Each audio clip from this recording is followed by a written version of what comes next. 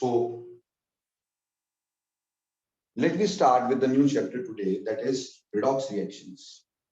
देखो बेटा, redox reaction में सबसे पहले हमें ये पढ़ना है कि redox reaction होता क्या है। redox reaction क्या होता है, ऑक्सीडेशन क्या होती है, रिडक्शन क्या होती है, और बैलेंसिंग ऑफ इक्वेशन कैसे करते हैं। पर उनमें सबसे इंपॉर्टेंट चीज जो हमें पढ़नी है बेटे, वो पढ़नी है ऑक्सीडेशन स्टेट क्या होती है। What do you mean by oxidation state? Oxidation state किस चीज को कहते हैं हम लोग?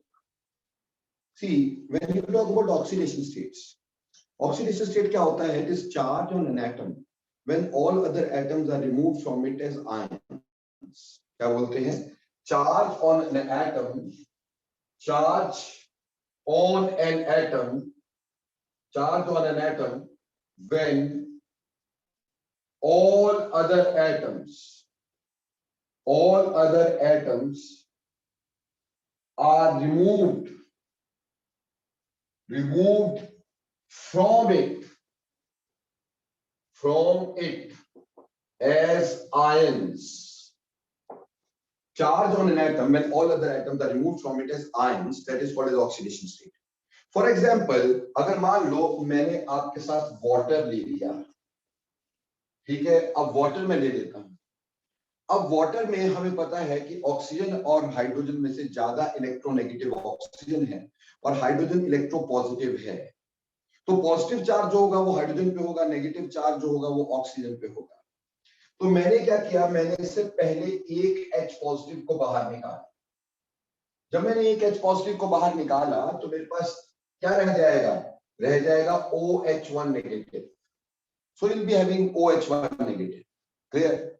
अब OH1 नेगेटिव में से मैंने क्या किया, एक H पॉजिटिव को और निकाल दिया, एक H पॉजिटिव को और निकाल दिया, जिसकी वजह से मेरे पास O22 नेगेटिव हो गया।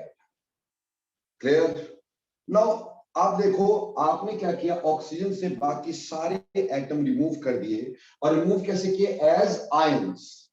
तो जो चार्ज इसके ऊपर बच गया वो ऑक्सीडेशन स्टेट होगी ऑक्सीजन की in this compound.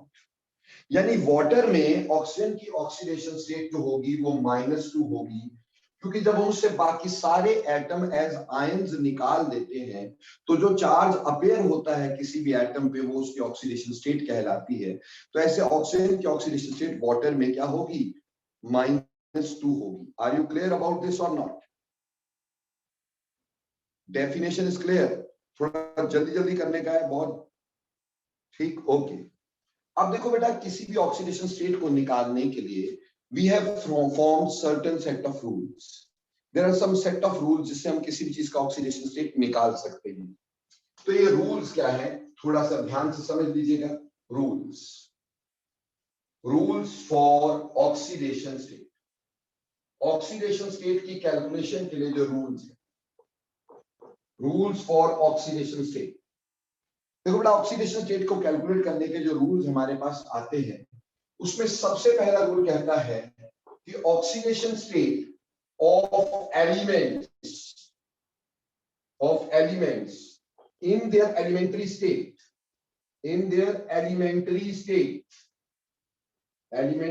State is always zero. अगर एलिमेंट अपनी एलिमेंट्री स्टेट में, elementary state is naturally found state, जैसे में वो नेचुरली फाइंड आउट होता है, यानी जब वो किसी और चीज का जुड़ा नहीं होता तो उसकी एलिमेंट्री स्टेट कहलाती है। जैसे कल को मैं बोलूं कि अगर आप मेरे को जिंक की ऑक्सीडेशन स्टेट बता दो तो आप आंसर दोगे सर जिंक की ऑक्सीडेशन स्टेट 0 है बिकॉज इट इज एलिमेंटल, ये एलिमेंट्री स्टेट में पाया जा रहा है। आपने मेरे से पूछा कि आयरन की ऑक्सीडेशन स्टेट बता दो, मैं कहूंगा जी 0 है क्योंकि अभी ये एलिमेंट की तरह पाया जा रहा है। इसी तरह से कल को आप मेरे को बोलेंगे सर हाइड्रोजन में H2 में हाइड्रोजन की ऑक्सीडेशन स्टेट बता दो, बेटा हाइड्रोजन एक्सिस्ट एज H2, यानी दो H आपस में जुड़े हैं, तो यहाँ किसी और चीज से, किसी डिफरेंट एलिमेंट से जुड़ा नहीं है, तो this is also elementary state, hence its oxidation state will be taken as 0। On the other hand इसी तरह से मान लो क्लोरीन ले लो, तो क्लोरीन की भी क्या होगी? 0 होगी। इसी तरह से बेटा ऑक्सीजन ले लो, ऑक्सीजन की भी क्या होगी? 0 होगी, because these all are elementary states. तो हमने कहा कि पहली बात यह है कि oxidation state of elements in their elementary state is always taken as 0। Clear? दूसरी बात पर यही एलिमेंट्स अगर आयन की तरह हो तो oxidation state is equal to the charge. ठीक, यानी oxidation state of element in form of ion is equal to charge on that। ठीक, मतलब क्या है? मतलब यह है कि कल को मैं इसी तरह से आपको लिख देता कि जिंक 2 पॉजिटिव है मेरे पास, इसकी ऑक्सीडेशन स्टेट बताओ, तो समझ में आता है कि इसके ऊपर 2 पॉजिटिव चार्ज है तो ऑक्सीडेशन स्टेट +2 है। ठीक है जी। अब बेटा अगर मेरे को ये बोल दिया जाए कि मेरे पास ये O2 नेगेटिव है और मुझसे पूछा गया कि ऑक्सीडेशन स्टेट ऑफ ऑक्सीजन बताओ, तो ये अकेला एक एलिमेंट है और इसके ऊपर जो चार्ज है ये इसकी ऑक्सीडेशन स्टेट है। कल को मुझे ऐसे बोल दिया जाए कि सोडियम 1 पॉजिटिव जो है उसकी ऑक्सीडेशन स्टेट बताओ, तो आप बोलोगे +1। ये दो सिंपल सी बातें हो गई। क्लियर हो गई बात? उसके बाद तीसरी बात हमारे पास आती है कि oxidation state of rather in compounds of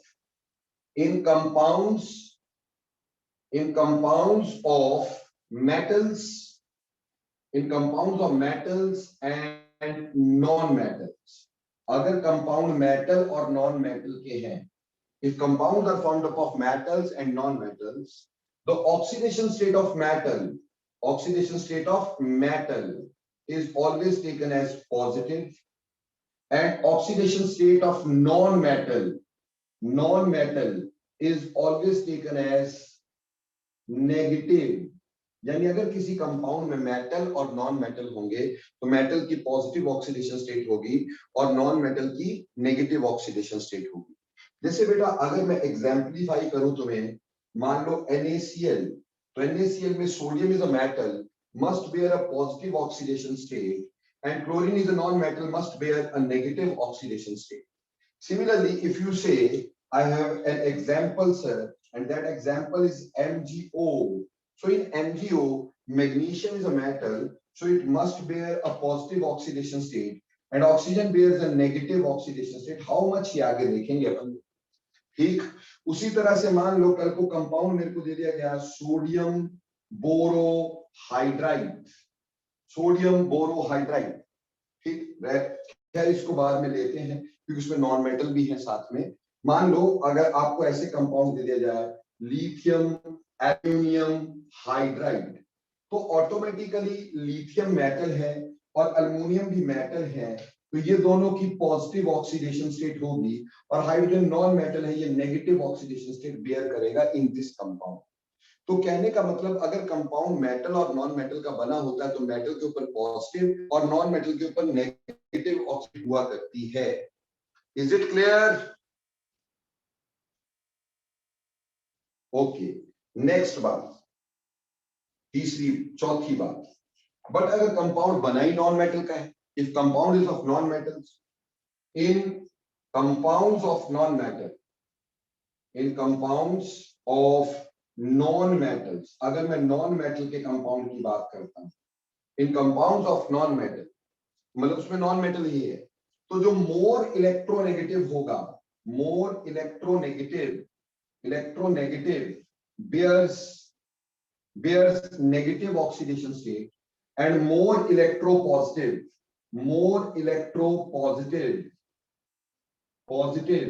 bears positive oxidation state। जैसे मेरे प्यारे बच्चों, अब मैं आपको दो नॉन मेटल के ही कंपाउंड बता देता हूं। जैसे मान लो HCl है, अब H भी नॉन मेटल है और Cl भी नॉन मेटल है, पर ज्यादा इलेक्ट्रोनेगेटिव कौन है बेटा? ज्यादा इलेक्ट्रोनेगेटिव यहाँ पे क्लोरीन है। इस वजह से क्लोरीन की ऑक्सीडेशन स्टेट नेगेटिव और हाइड्रोजन की ऑक्सीडेशन स्टेट पॉजिटिव होगी। सिमिलरली अगर बेटे मेरे पास एग्जाम्पलीफाई करें, हमारे पास एग्जाम्पल है से ClF3। अब ये भी नॉन मेटल का कंपाउंड है, लेकिन मोर इलेक्ट्रोनेगेटिव कौन है बेटा? यहाँ पे fluorine is more electronegative. Fluorine must negative oxidation state, and chlorine here works as positive oxidation state. See, in two compounds we see chlorine has two type of oxidation states. In first we have negative, in another we have positive. क्योंकि एक compound में ज्यादा electronegative था उसमें negative हो गया, एक compound में लेस इलेक्ट्रोनेगेटिव था उसमें पॉजिटिव हो गया। बोलो क्लियर हो गए चारों rules? Now there are certain more rules जो हमें आगे काम आने हैं ऑक्सीडेशन स्टेट निकालने के लिए। ये चारों मिटा दूं बेटा मैं?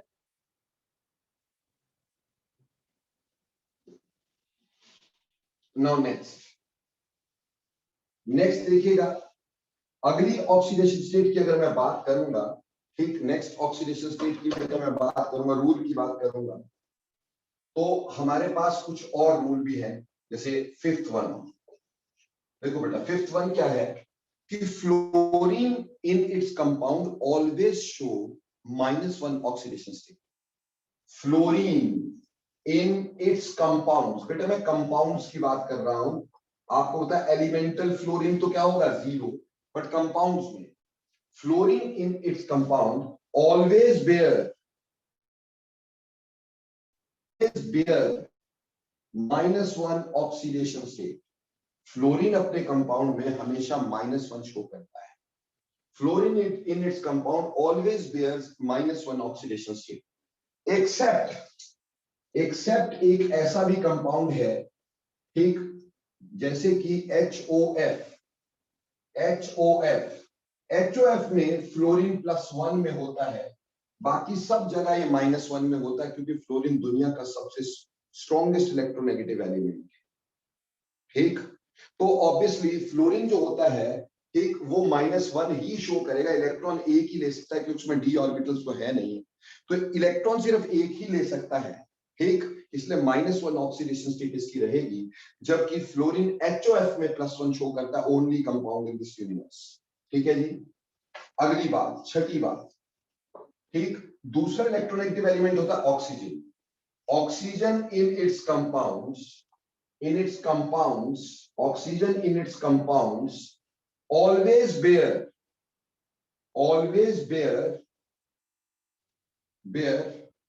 -2 ऑक्सीडेशन स्टेट, ठीक है। ऑक्सीजन जो होता है वो अपने कंपाउंड में हमेशा -2 ही शो करता है, ठीक। जैसे कि अगर कल को मैं तुम्हें बोलूं वाटर और वाटर में बोलूं ऑक्सीडेशन स्टेट, तो ये -2 है।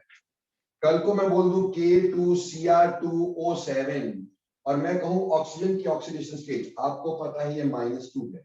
बेटा एक बात समझ लो, इस 7 के 7 क्लोरीन की -2 नहीं है, मतलब कहने का है कि हर क्लोरीन पे -2 है।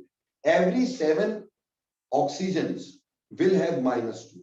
ऐसा नहीं सोच लेना कि 7 की मिला के -2 है, 7 की मिला के -2 नहीं, ऑक्सीडेशन स्टेट हर एक एलिमेंट के अलग से होती है। क्लियर हो गई बात? इसी तरह से कल को मैं बोल दूं कि KMnO4 है, इसमें ऑक्सीजन की ऑक्सीडेशन स्टेट बताओ, तो ऑक्सीजन की ऑक्सीडेशन स्टेट -2 ही होनी है अपने कंपाउंड्स में। But in case of peroxide वो होता है जिसमें O2 नेगेटिव आयन होता है, this called as peroxide ion. In case of peroxide it is taken as -1, ठीक। पेरोक्साइड के केस में इसको -1 रखा जाता है। पर सर हमें पता कैसे चलेगा ये पेरोक्साइड है? गिवन चीज पता कैसे चलेगी ये पेरोक्साइड है? बेटे जितनी पॉजिटिव वैलेंसी अगर उतनी ऑक्सीजन लगी हो तो पेरोक्साइड होता है, ठीक। जैसे अगर कल को आप एग्जांपल मुझे देते हैं H2O, देखो हाइड्रोजन पे +1 है तो 2 हाइड्रोजन है, तो दो हाइड्रोजन पे +2 हो गया और ऑक्सीजन भी कितने लगे 2, ये पेरोक्साइड है। और पेरोक्साइड में ऑक्सीजन की ऑक्सीडेशन स्टेट हमेशा -1 होती है। इसी तरह से अगर मैं बात करूं Na2O2, ठीक, इसी तरह से मैं बात करना चाहूंगा Na2O2, एक सोडियम पे +1, 2 सोडियम पे +2, ऑक्सीजन भी कितने लगे 2, तो इसलिए ये भी पेरोक्साइड है, इस पे भी हमारे पास oxidation state will be taken as -1, ठीक। इसी तरह से बेटे मैंने ले लिया barium peroxide BaO2। Barium peroxide की बात करोगे तो बेरियम पे हमारे पास क्या होगा, +2, तो ऑक्सीजन 2 लगे हैं, तो यहाँ पे अगेन -1 होगी। तो in case of peroxide it is always taken as minus, peroxide के केस में -1 होती है, ठीक। और परऑक्साइड कैसे, जितनी पॉजिटिव वैलेंसी अगर उतने ही ऑक्सीजन लगे वो परऑक्साइड होता है। यहाँ पॉजिटिव वैलेंसी 2, 2 ऑक्सीजन लगे तो क्या होगा, परऑक्साइड, ठीक। उसी तरह से इन case of super oxides, in case of super oxides, अगर मेरे पास सुपर ऑक्साइड हुए, सुपर ऑक्साइड का मतलब है O2 नेगेटिव, सुपर ऑक्साइड का क्या मतलब है, O2 negative. In case of superoxide it is taken as -½ ठीक। सुपर ऑक्साइड में -½ दिया जाता है ऑक्सीजन की oxidation state, it is an exception, ठीक। अब देखो बेटे, सुपर ऑक्साइड कैसे पता चलेगा बेटा, जितनी पॉजिटिव वैलेंसी अगर उसे डबल ऑक्सीजन हो तो उसको सुपर ऑक्साइड बोलते हैं। जितनी पॉजिटिव वैलेंसी अब अगर उसे डबल ऑक्सीजन हो उसको सुपर ऑक्साइड बोलते हैं। जैसे मान लो KO2 की बात करो, तो पोटाशियम पे 1 पॉजिटिव और यहाँ पे 2 ऑक्सीजन, जितनी पॉजिटिव वैलेंसी उससे डबल ऑक्सीजन, तो this is definitely super oxide having oxidation state of oxygen -½ Similarly, you are having RbO2. RbO2, rubidium is again +1 and we have 2 oxygens यहाँ पर, तो obviously this is also superoxide and superoxide में भी यहाँ पर -½ होगी। तो बोलो ऑक्सीजन के तीनों केस समझ में आते हैं कि अगर ऑक्सीजन अपने कंपाउंड्स में है तो -2 ऑक्सीडेशन स्टेट शो करता है, परऑक्साइड्स में -1 एंड सुपर ऑक्साइड में +-½ पर शो माइनस ही कर रहा है, क्लियर। और ये भी हमें ध्यान में रखना है कि परऑक्साइड किसको कहते हैं बेटा, परऑक्साइड हम सिर्फ उसी को कहते हैं जिसमें हमारे पास क्या हो, जितनी पॉजिटिव वैलेंसी उतने ऑक्सीजन लगे हो परऑक्साइड होता है, या जितनी पॉजिटिव वैलेंसी से डबल ऑक्सीजन लगे होते हैं तो उसको हम लोग क्या कह देते हैं, उसको सुपर ऑक्साइड कहते हैं। उम्मीद करता हूं ये बात आपको कहानी की तरह क्लियर हो गई हो। यस यथार्थ, क्या क्या पूछना चाह रहे हो भाई? सुपर ऑक्साइड जो होते हैं, हाँ जी बोलो बोलो। यस सर, सर आप सुपर ऑक्साइड रिपीट कर सकते हैं? सुपर ऑक्साइड में जितनी पॉजिटिव वैलेंसी उससे डबल ऑक्सीजन है। जैसे पोटाशियम में +1 है तो यहाँ 2 ऑक्सीजन लगे, तो ये क्या हो गया, सुपर ऑक्साइड। इसमें इसकी -½ हुआ करती है। जैसे रुबिडियम है, रुबिडियम में हमारे पास +1 चार्ज होता है, यानी +1 ऑक्सीडेशन स्टेट होती है, ऑक्सीजन कितने लगे, 2। तो जितनी पॉजिटिव वैलेंसी उससे डबल ऑक्सीजन होते हैं तो वहां पे हम क्या लेते हैं बेटा, सुपर ऑक्साइड लेते हैं और उसमें -½ ऑक्सीडेशन स्टेट होती है। बोलो क्लियर हुआ कि नहीं बच्चे?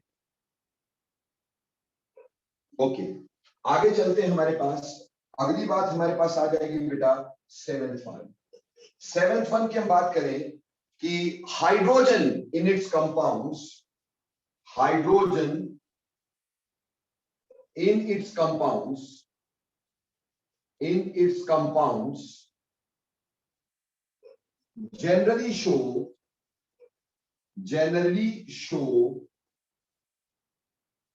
+1 oxidation state, +1 oxidation state, but in compounds with metals, it shows -1। Hydrogen की जनरली तो +1 होती है, मेटल से ज्यादा लगता है तो आपको तो मेटल और नॉन मेटल में ये क्या रहेगा, नेगेटिव रहेगा, इसलिए -1 होगी। जैसे फॉर एग्जांपल मान लो अगर मैं बात करता हूं आपके साथ HCl की, तो HCl में दोनों हमारे पास यहाँ पे क्या आ गए, इस केस में हाइड्रोजन की ऑक्सीडेशन स्टेट हम लेंगे +1, ठीक। ऐसे ही मान लो अगर H2SO4 की बात करेंगे तो सल्फर की ऑक्सीडेशन स्टेट हम यहाँ पे भी चलेंगे +1 लेंगे। इसी तरह से बेटे अगर मान लो हमने HNO3 की बात करी, ठीक, HNO3 की बात करी, तो यहाँ पे भी हाइड्रोजन की क्या होगी, +1। बट बेटे अगर इसी जगह पर हमने यहाँ पे LiH लिख दिया, now hydrogen is joined to a metal, metal के साथ इसकी नेगेटिव होनी चाहिए, तो यहाँ ये -1 होगा। इसी तरह से बेटे हमने अगर बात की लिथियम अल्युमिनियम हाइड्राइड, जो भी पहले भी डिस्कशन किया था हमने, लिथियम अल्युमिनियम हाइड्राइड, तो lithium is metal, aluminium is metal, so hydrogen must be showing -1. Similarly, if you take an example of sodium borohydride, NaBH4, see here sodium is a metal and boron की electronegativity hydrogen से कम है, boron की electronegativity hydrogen से कम है, ऐसे case में भी हमारे पास ये -1 शो करता है। तो हाइड्रोजन वैसे तो +1 शो करता है, पर जब भी अपने से लेस इलेक्ट्रोनेगेटिव एलिमेंट से जुड़ेगा तो -1 शो कर देगा। जिसे मेटल के साथ जुड़ेगा, बोरोन के साथ जुड़ेगा या लेस इलेक्ट्रोनेगेटिव के साथ जुड़ेगा, इट विल शो -1। बोलो क्लियर और नॉट? नेक्स्ट बात है 8th one. Alkali metals in their compounds always show +1 oxidation states. Alkali metals in their compounds, alkali metals in their compounds show +1 oxidation state. जितने भी alkali metal है वो अपने उसमें +1 ऑक्सीडेशन स्टेट शो करते हैं। alkali मेटल कौन से होते हैं बेटा? याद रख सकते हो alkali मेटल्स को बहुत इजीली, दैट इज ली, ना, की, रूबी से फ्रेंडशिप। ये सारे alkali मेटल है, ली, ना, की, रूबी से friendship, they all are alkali metals. alkali metal in their compound show +1 oxidation states. But compounds में ऐसे नहीं, ऐसे तो एक 0 है, लेकिन मान लो अगर इसमें हमारे पास ऐसे लगा होता कि LiCl, तो बेटा अब ये कंपाउंड है, इधर इसकी +1 ऑक्सीडेशन स्टेट होनी है। अगर मेरे को ये बोल दिया Na2O, अब ये कंपाउंड है तो यहां इसकी +1 ऑक्सीडेशन स्टेट होनी है। ऐसे ही बेटा अगर हमारे को बोल दिया KO2, तो यहां हमारे पास इसमें +1 ऑक्सीडेशन स्टेट होनी है। यानी अपने कंपाउंड्स में अल्कली मेटल हमेशा +1 ऑक्सीडेशन स्टेट शो करते हैं। Is it clear? अगली बात 9th one. Alkaline earth metals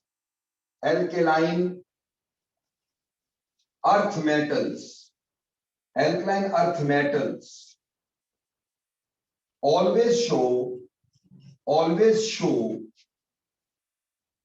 +2 oxidation state in their compounds.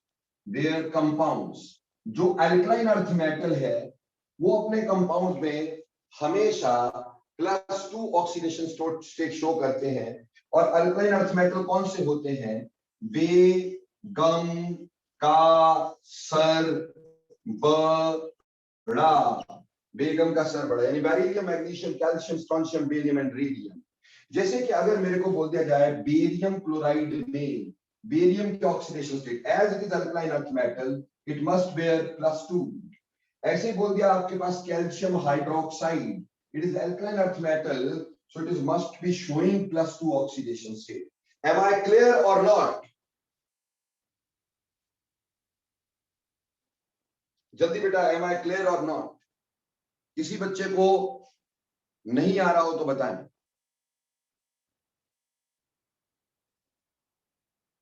Okay, very nice. अब चलते हैं आगे। तो ये जो 5 रूल्स हैं, क्या इसको मिटा सकता हूं मैं? ओके, तो अगला देखें, अगले रूल्स के बारे में डिस्कशन करेंगे।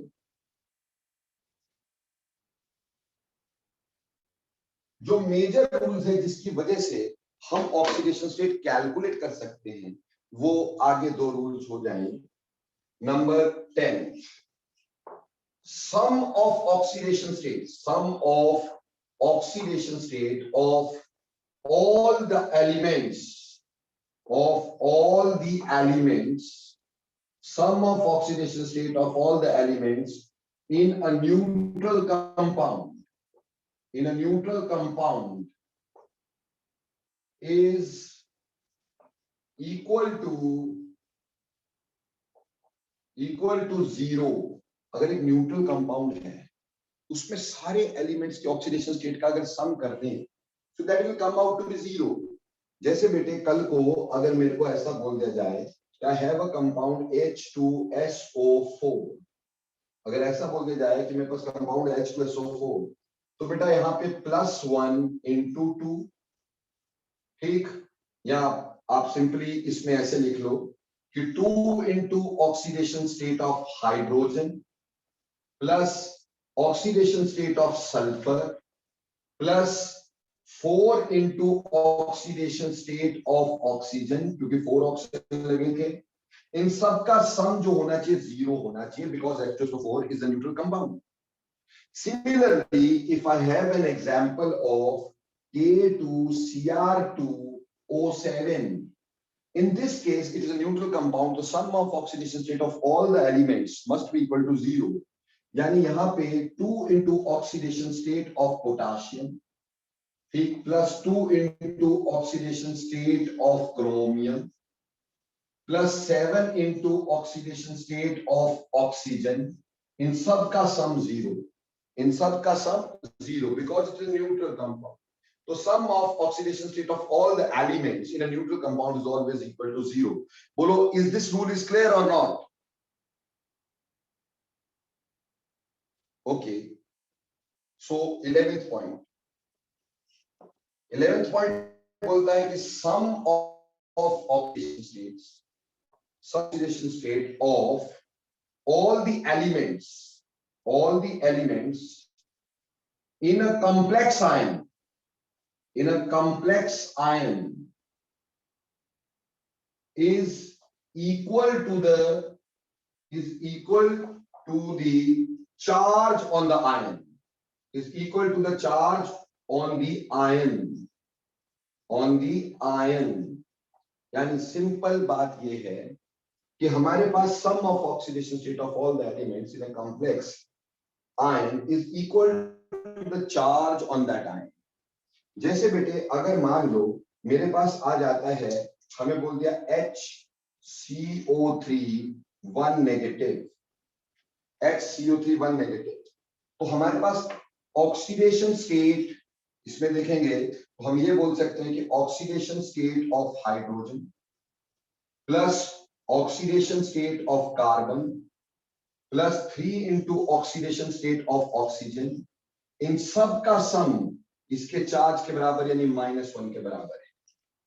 इसी तरह से मान लो we are given with another ion HPO4 2 negative, ऐसा कोई आयन है, तो हमारे पास इस केस में oxidation state of hydrogen plus oxidation state of phosphorus plus 4 into oxidation state of oxygen, इन सब का सम इज इक्वल टू -2 होगा.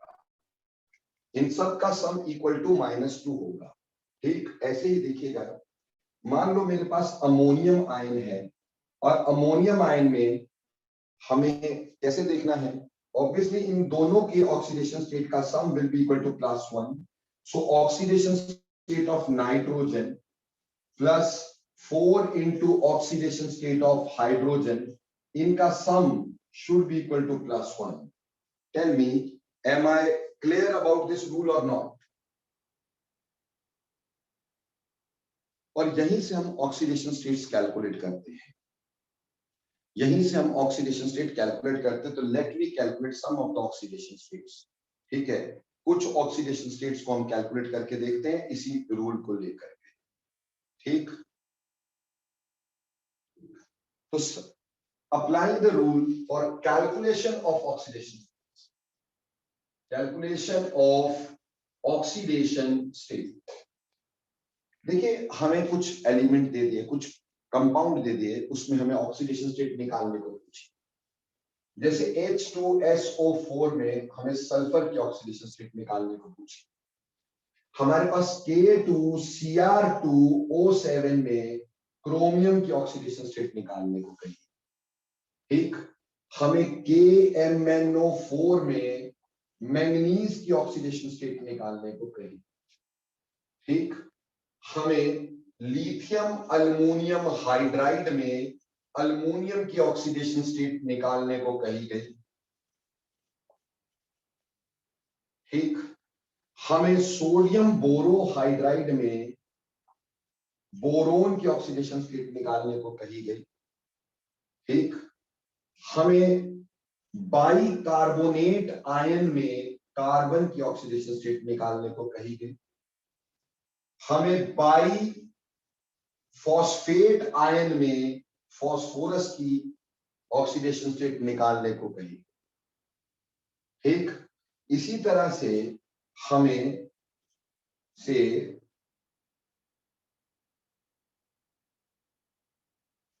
KO2 में पोटाशियम की ऑक्सीडेशन स्टेट निकालने को कही। ठीक या पोटाशियम की नहीं, हमने मान लिया ऑक्सीजन के निकालने को कही।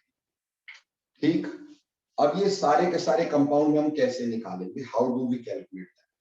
सी पहली बात हम यहां पे आएंगे, हाइड्रोजन की ऑक्सीडेशन स्टेट अपने कंपाउंड में हमेशा +1 होती है। कितने हाइड्रोजन लगे हैं? 2, तो +1 × 2। सल्फर की हमें नहीं पता है, उसकी हम x मान लेंगे, जिसकी नहीं पता है उसको x मान लेंगे। प्लस ऑक्सीजन के अपने कंपाउंड में हमेशा -2 होती है × 4 should be equal to 0। So obviously यहां पे आया 2 + x - 8 = 0, तो x comes out to be +6। x + 6 oxidation state हो जाएगी। अब यहां आ जाते हैं potassium. Potassium is an alkali metal and alkali metal in its compound always show +1, तो +1 × 2। क्रोमियम की हमें निकालनी है, 2 क्रोमियम लगे हैं तो 2x, एक क्रोमियम पे x तो 2x।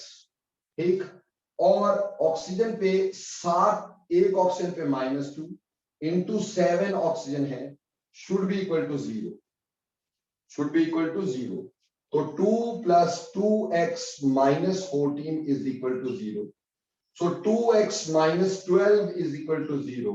So 2x = 12, तो x = 6। तो यहां क्रोमियम की ऑक्सीडेशन स्टेट जो आई वो 6 आ गई। ठीक +6 आ गई। KMnO4 में potassium is an alkali metal having oxidation state 1। Manganese की निकालनी थी x, ऑक्सीजन की -2 × 4 and the sum should be equal to 0।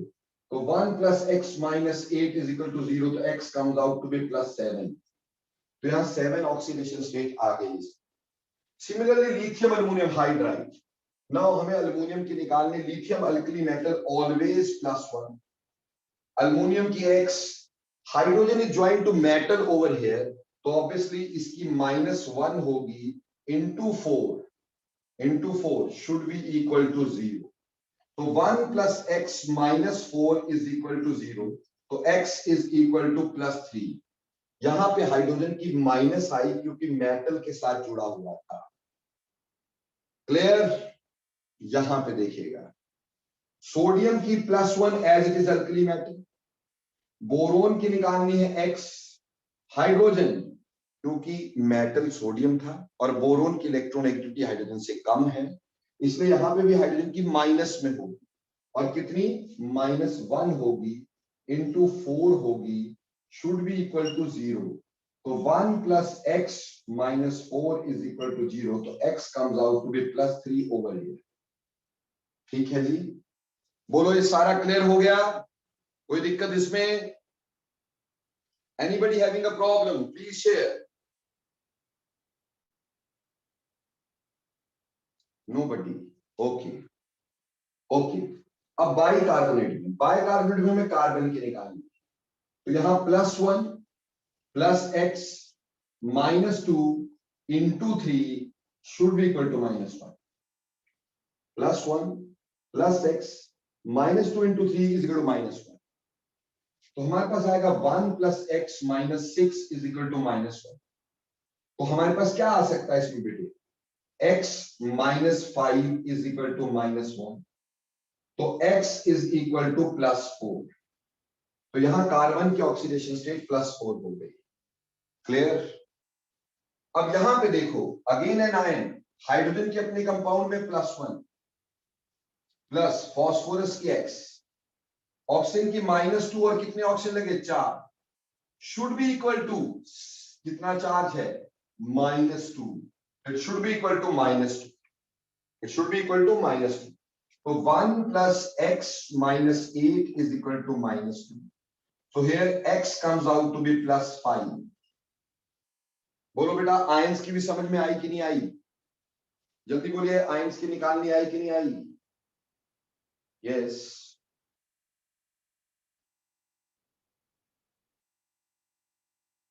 देखो इंटरेस्टिंग बात ये है, जिन भी बच्चों ने लिखा सर नहीं आया था, उन्हीं का इस समय आंसर नहीं आ रहा है।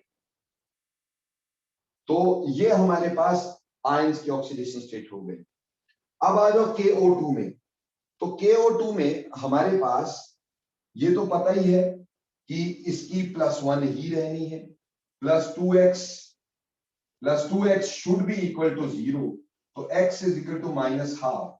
और वैसे भी समझ में आ गया था कि सुपर ऑक्साइड है, सुपर ऑक्साइड में -12 होती है ऑक्सीजन की oxidation state. So this is how you can calculate oxidation states of any element if you want to calculate. बोलो कर सकोगे calculate? So should I give you some work right now? ठीक, ताकि मुझे समझ में आए कि आपने कर लिया है, आपको आ गया है। So I am giving you some work right now. Please do that.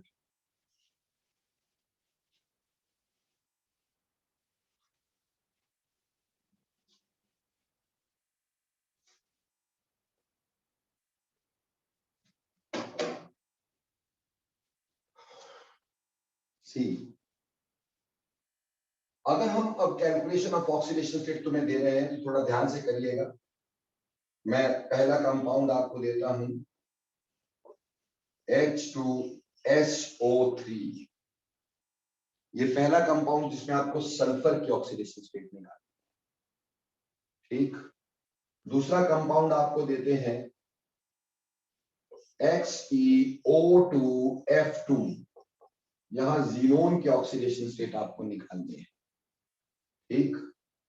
तीसरा कंपाउंड हम आपको देते हैं PCl5F2, PCl3F2। इसमें फास्फोरस की ऑक्सीडेशन स्टेट आपको निकालनी है,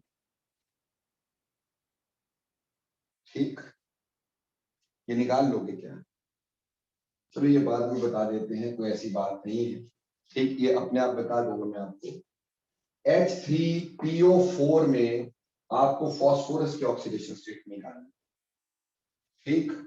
उसके बाद Cr2O7 2 नेगेटिव में क्रोमियम की ऑक्सीडेशन स्टेट निकालनी है, ठीक है जी।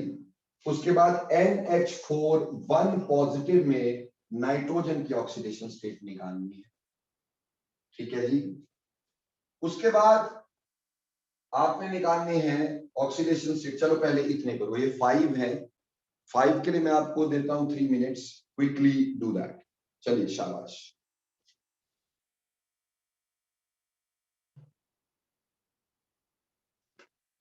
सो लेट वी डिस्कस दिस, ठीक। सो सी, यहां पर हमारे पास सबसे पहले हाइड्रोजन की निकालेंगे।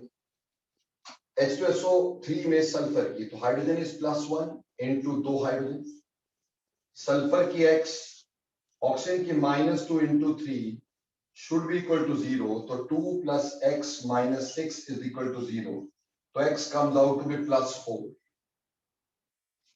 क्लियर जी? क्लियर हो गया? अब यहां आ जाओ, x प्लस ऑक्सीजन की -2 इंटू 2 प्लस फ्लोरीन की -1 into 2 should be equal to 0, तो x -4 -2 इज इक्वल टू 0, तो x is equal to +6। So here xenon की ऑक्सीडेशन स्टेट +6 है, ठीक। यहां पे हमारे पास +1 into 3 plus x plus -2 into 4 is equal to 0, तो 3 plus x minus 8 is equal to 0, तो x इज इक्वल टू +5 है। तो यहां फास्फोरस की ऑक्सीडेशन स्टेट +5 है। Here 2x plus -2 into 7 is equal to -2, तो 2x minus 14 is equal to -2, ठीक। तो 2x is equal to -2 plus 14, और x इज इक्वल टू कितना आ गया? +6। तो यहां क्रोमियम की ऑक्सीडेशन स्टेट +6 है। यहां x प्लस हाइड्रोजन की +1 into 4 should be equal to +1, तो x plus 4 is equal to +1, तो x is equal to +1 -4, तो x is equal to -3। सो ये सब की ऑक्सीडेशन स्टेट हमने निकाला। अभी बोलो बेटा किसी बच्चे को कोई डाउट है इसमें से तो पूछ सकता है राइट नाउ, और अगर नहीं तो सभी का यस चाहिए, मेरे को समझ में आ गया, जल्दी बोले।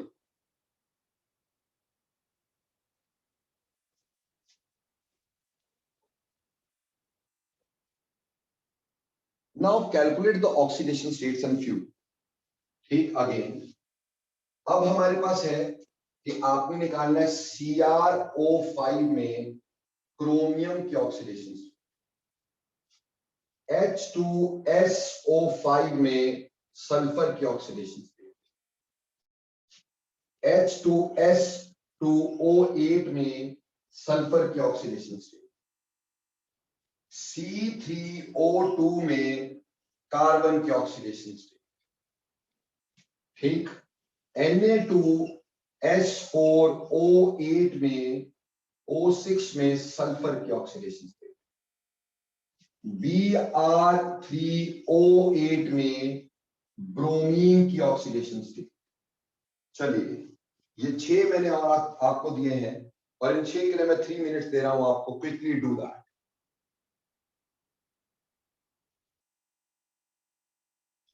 सी, अगर मैं इसकी कन्वेंशनल मेथड से ऑक्सीडेशन स्टेट निकालता हूं तो यहां पे x -2 into 5 should be equal to 0, तो x - 10 is equal to 0, तो x + 10 आ जाती है। ठीक है जी। अब बेटा क्या कोई चीज +10 का मतलब 10 इलेक्ट्रॉन देना, तो क्या कोई चीज 10 इलेक्ट्रॉन दे सकती है? क्रोमियम की कॉन्फ़िगरेशन की बात करेंगे तो क्या होती है 3d5 4s2 या 3d5 4s1, यानी 6 इलेक्ट्रॉन है वेलेंशियल में। वेलेंशियल में 6 इलेक्ट्रॉन है, क्या ये 10 इलेक्ट्रॉन दे सकता है? इसका मतलब यहां पे कन्वेंशनल मेथड फेल हो गया, यहां पे कन्वेंशनल मेथड फेल हो गया। सिमिलरली अगर मैं यहां बात करूंगा तो यहां 2 यानी +1 into 2 plus x plus -2 into 5 should be equal to 0, तो 2 plus x minus 10 is equal to 0, तो x comes out to be +8। Sulphur के वेलेंशन में इलेक्ट्रॉन ही 6 होते हैं। अब इलेक्ट्रॉन 6 तो 8 कैसे दे देगा भाई? Will it be possible? इसका मतलब ये भी पॉसिबल नहीं था, यहां पे भी हमारा कन्वेंशनल मेथड फेल हो गया था। अब यहां आ जाओ, यहां पे +1 into 2 plus 2x plus -2 into 8 should be equal to 0, तो 2 plus 2x minus 16 is equal to 0, तो यहां पे हमारे पास आ जाएगा x is equal to +7। क्या ये पॉसिबल है कि भाई सल्फर में 6 इलेक्ट्रॉन हो और दे कितने दे? 7। Is it possible? It is not possible, it is not possible. Clear? Similarly अगर मैं इधर बात करूं तो 3x plus -2 into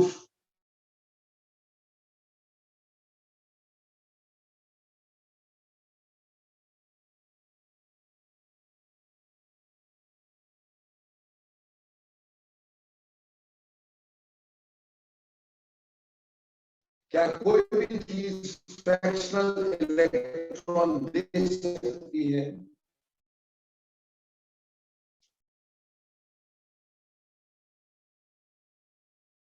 निकालने की कोशिश करता हूं तो यहां पे +1 into 2 plus 4x plus -2 into 6 should be equal to 0, तो 2 plus 4x minus 12 is equal to 0, तो 4x minus 10 is equal to 0, तो x is equal to 2.5 आ गया। अगर ये 2.5 आ गया, क्या ये पॉसिबल है कि कोई भी आधा इलेक्ट्रॉन दे दे? तो दिस वाज आल्सो रॉन्ग, तो these were all wrong by conventional method. तो पहली बात, हमें कैसे पता चलता है कि कन्वेंशनल मेथड फेल हो गया? देखो बेटे, अगर हमारी ऑक्सीडेशन स्टेट वेलेंशियल इलेक्ट्रॉन से ज्यादा आ जाए या फ्रैक्शनल आ जाए तो मतलब कन्वेंशनल मेथड फ्लंक्ड। कन्वेंशनल मेथड खत्म हो गया वहां पर। क्या? जब हमारे पास ऑक्सीडेशन स्टेट अपने वैलेंशियल नंबर ऑफ वैलेंशियल इलेक्ट्रॉन से ज्यादा हो जाए या फ्रैक्शनल हो जाए, तो समझ लेना कि हमारा कन्वेंशनल मेथड फेल हो गया, अब हम ये नहीं अप्लाई कर सकते। तो इसमें हमें ये अप्लाई नहीं करना है, इसमें हम स्ट्रक्चर के थ्रू जाएंगे।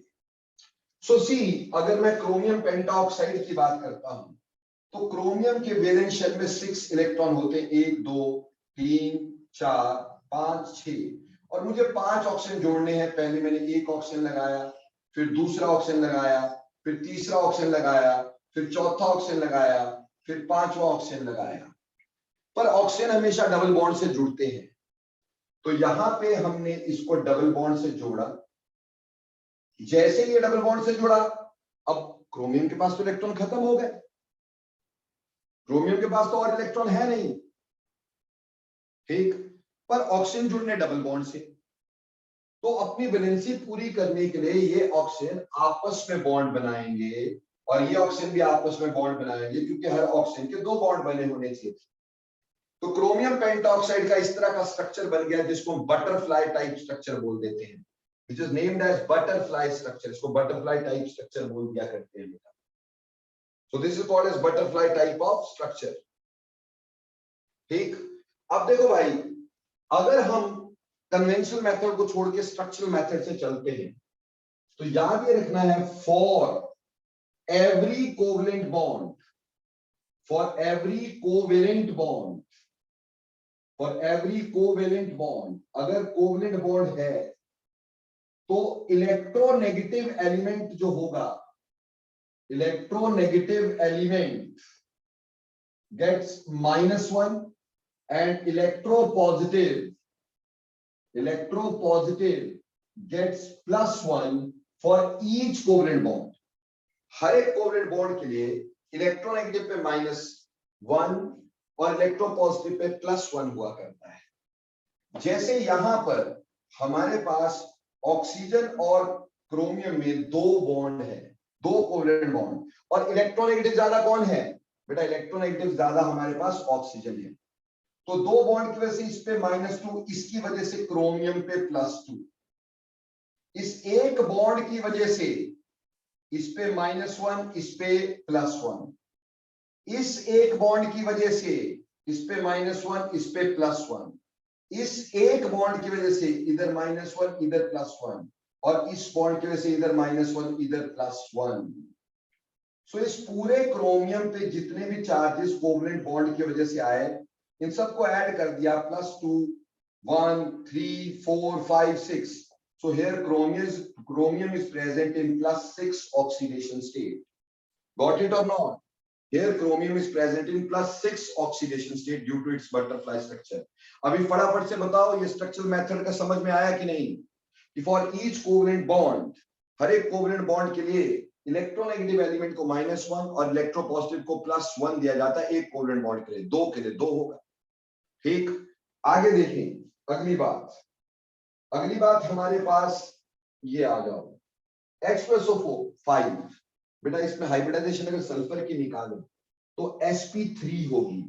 sp3 हाइब्रिडाइजेशन का स्ट्रक्चर टेट्राहेड्रल होता है, जैसे कि आपको पता है, बट सल्फर के वैलेंस शेल में 1 2 3 4 5 6 स्ट्रक्चर, 6 वैलेंस शेल इलेक्ट्रॉन होते हैं। अब इसके आसपास ऑक्सीजन लगाने, 4 से ज्यादा लगा नहीं सकते हो, क्योंकि sp3 हाइब्रिडाइजेशन है, तो 4 से ज्यादा लगा नहीं सकते हो। और ऑब्वियसली एक सल्फर डबल बॉन्ड से जुड़ा है ऑक्सीजन के साथ, ये भी ऑक्सीजन का डबल बॉन्ड से जुड़ा। लेकिन अब हमारे पास इससे आगे अगर हम ध्यान दें तो क्या होगा कि हमारे पास इसके बाद तो सल्फर पे इलेक्ट्रॉन बचे ही नहीं, और अभी एक ऑक्सीजन बचा है, 2 हाइड्रोजन, तो ऑक्सीजन के साथ ऑक्सीजन जुड़ेगा और ये H और एक H ये। सो दिस इज पर ऑक्साइड बॉन्ड, दिस इज पर ऑक्साइड बॉन्ड। अब इसकी वजह से अगर आप ध्यान दोगे तो हमें ये समझ में आएगा, इन 2 की वजह से यहाँ पे -2, इसके ऊपर +2, इस एक की वजह से यहां पर +1, यहाँ पे -1, इस एक बॉन्ड की वजह से यहाँ +1, यहाँ -1, और इन 2 बॉन्ड की वजह से यहाँ +2। तो net charge on sulphur by this method comes out to be +6. Net charge will come out to be +6. Clear? ठीक. नेक्स्ट हमारे पास आ जाता है ये. ठीक है जी. अब इसमें अब अगर आप ध्यान देंगे तो हमारे पास सल्फर 2 हैं और दोनों सल्फर sp3 हाइब्रिडाइज्ड होंगे, तो इसमें हमारे पास ऐसे 4 बॉन्ड दोनों सल्फर में रहेंगे. ठीक है. Both the sulphurs will acquire tetrahedral shape. ठीक है जी. अब हमारे पास 8 ऑक्सीजन है और हमें कभी पार्शियलिटी नहीं करनी, इक्वल बांटने हैं. इक्वल कैसे बांटेंगे? 4 चुन्नू के 4 मुन्नू के, 4 चुन्नू के 4 मुन्नू के, इक्वल बट गए भाई. ठीक. और हाइड्रोजन भी 2 है, वो भी इक्वल बांटेंगे. और इसके साथ जोड़ नहीं सकते. क्यों नहीं जोड़ सकते? क्योंकि ऑब्वियस सी बात है मेरे दोस्तों, सल्फर यहाँ पे sp3 हाइब्रिडाइज्ड है, तो इसके आगे जोड़ नहीं सकते. तो एक चुन्नू के हाथ में पकड़ा दो, एक मुन्नू के हाथ में पकड़ा दो H. ठीक है जी. क्लियर? अब रही बात ये डबल बॉन्ड ऑक्सीजन, ये डबल बॉन्ड ऑक्सीजन. अब सल्फर के हो गया ऑक्टेट कंप्लीट, मतलब यू कैन सोचते 6 के 6 इलेक्ट्रॉन कंप्लीट. 1 2 3 4 5 6. सिमिलरली यहाँ पे भी डबल बॉन्ड, यहाँ पे भी डबल बॉन्ड, इसके भी 6 पूरे हो गए. तो ये चुन्नू मुन्नू ने हाथ पकड़ लिए. समझ में आई बात? तो चुन्नू मुन्नू ने हाथ पकड़ लिए. तो इस तरह का स्ट्रक्चर इसका बन गया. अब इस केस में हमारे पास 2 बॉन्ड की वजह से यहाँ -2, यहाँ +2. इस 2 बॉन्ड की वजह से यहाँ +2 और यहाँ पर -2. इस एक बॉन्ड की वजह से यहाँ +1, यहाँ -1. इस एक बॉन्ड की वजह से यहाँ +1, यहाँ -1. तो इस सल्फर के अलोंग अगर आप देखते हो यहाँ पर total that comes out to be +6. That comes out to be +6. वो +6 हो जाता है. ठीक. बोलो क्लियर हो गया कि नहीं हो गया?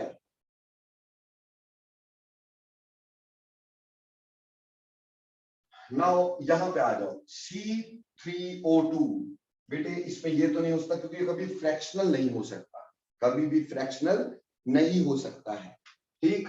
तो हमारे पास अब हम इसमें C3O2 में देखेंगे तो C double bond C double bond C double bond O double bond O, इस तरह का स्ट्रक्चर पाया गया है carbon suboxide. It is named as carbon suboxide. क्या नाम होता है इसका? कार्बन सब ऑक्साइड. मैं इन सब के नाम भी तुम्हें बता देता हूं ताकि तुम्हें दिक्कत ना रहे. इसको तो बोलते हैं क्रोमियम पेंटा ऑक्साइड. क्रोमियम पेंटा ऑक्साइड, पेंटा ऑक्साइड, ये इसका नाम हो गया. बेटे इसका नाम होता है पर ऑक्सो मोनो सल्फ्यूरिक एसिड. पर ऑक्सो मोनो सल्फ्यूरिक एसिड. प्यार से हम इसको कारोज एसिड भी बोलते हैं, कारोज एसिड भी बोलते हैं. कारो साइंटिस्ट का नाम है. इसी तरह से इसका नाम होता है पर oxo die sulphuric acid. Die sulphuric acid, पर ऑक्सो डाई सल्फ्यूरिक एसिड, जिसको हम प्यार से मार्शल एसिड का नाम भी देते हैं. This is also named as Marshall's acid. Marshall's acid, इसको मार्शल एसिड भी बोला जाता है. ठीक. ये C3O2 इस कार्बन सब ऑक्साइड. ठीक है जी. अब इसमें हम देख रहे थे कार्बन सब ऑक्साइड में सी, यहां पे इन 2 ऑक्सीजन की वजह से यहाँ पे -2 और यहाँ +2. कार्बन और कार्बन की वजह से तो कुछ नहीं होगा, मोर इलेक्ट्रोनेगेटिव की वजह से होता है, या मोर इलेक्ट्रोनेगेटिव पॉजिटिव की वजह से. कार्बन और कार्बन जुड़ेंगे तो कुछ नहीं होगा. तो इसकी वजह से यहाँ पे +2, यहाँ -2. इसके इधर भी कार्बन, इधर भी कार्बन, तो ना इसकी वजह से कुछ, ना इसकी वजह से कुछ, इसका 0.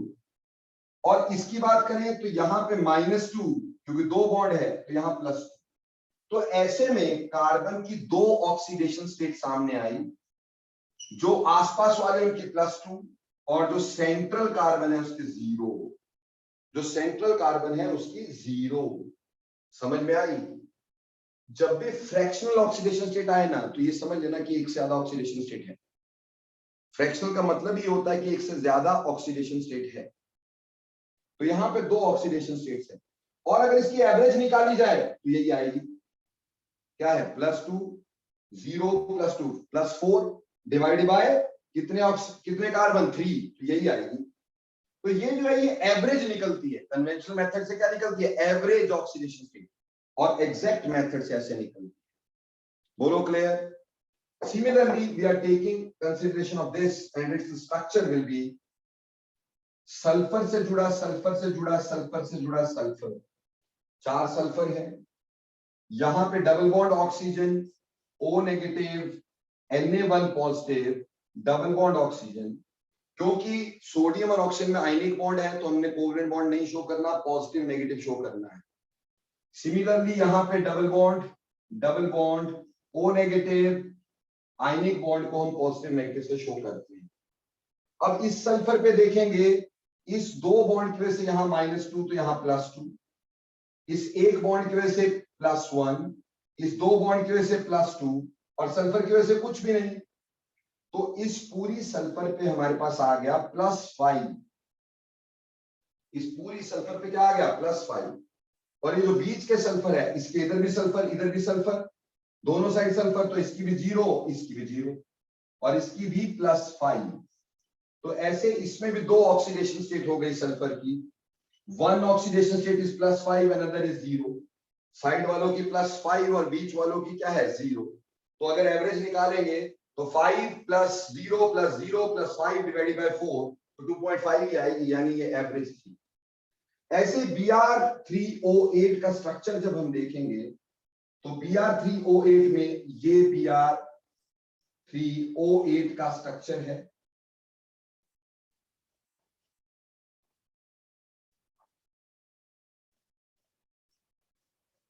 This is structure of Br3O8।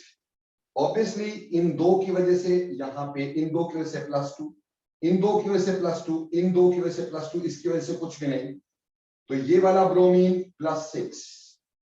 अब इन 2 की वजह से +2, इन 2 बॉन्ड की वजह से +2, तो ये वाला ब्रोमीन +4, इन 2 की वजह से यहां +2, इन 2 की वजह से +2, इन 2 बॉन्ड्स की वजह से +2, तो ये वाला ब्रोमीन +6, यानी यहाँ पे ब्रोमीन की आउटर वालों की +6 और बीच वाले की +4।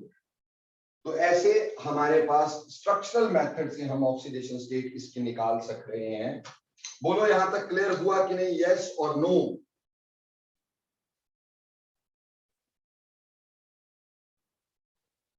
ओके, तो रेस्ट इन नेक्स्ट, बाकी अगली क्लास में पढ़ेंगे बेटा।